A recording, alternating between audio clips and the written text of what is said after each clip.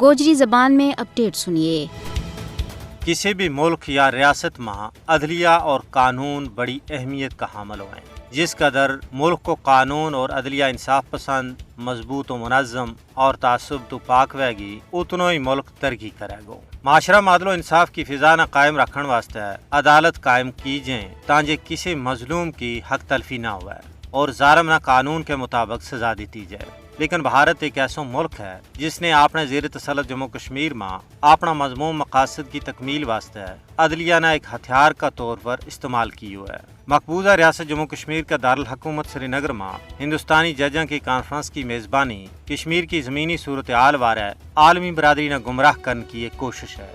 مقبوضہ خطہ کے اندر ججوں کی کانفرنس منعقد کرنے کو بھارت کو کوئی اخلاقی جواز نہیں ہے۔ جب کشمیریوں کی واری آئی ہے کہ بھارتی عدلیہ نے قانون و انصاف کا تمام اصولوں نہ بالائے طاق رکھتا ہوا تعصب کی بنیاد پر انہوں نے ناکردہ جرائم کی سزا سنائی ہے۔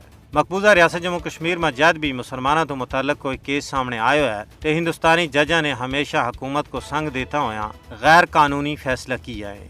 بھارتی زندان خانہ میں قید قائدین حریت اور کارکنوں کے خلاف انتقامی کارروائی کرتا ہوا عدلیہ نے اپنا منصب کو غلط استعمال کی ہوا ہے۔ اپنا متعصبانہ فیصلوں کی وجہ نال بھارتی عدلیہ پوری دنیا میں بدنام ہو چکی ہے۔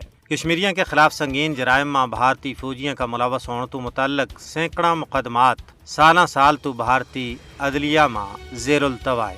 مودی حکومت اور اس کی عدلیہ ہندو قوم پرست ایجنڈا واسطے اس کا ہمدردوں کی حفاظت کر رہی ہے۔ اقوام متحدہ اور انصاف پسند ملکوں کی یہ ذمہ داری بنے کہ وہ بھارتی حکومت پر دباؤ کریں تاکہ وہ کشمیریوں نہ انہوں کو حق کی خود ارادیت فراہم کریں۔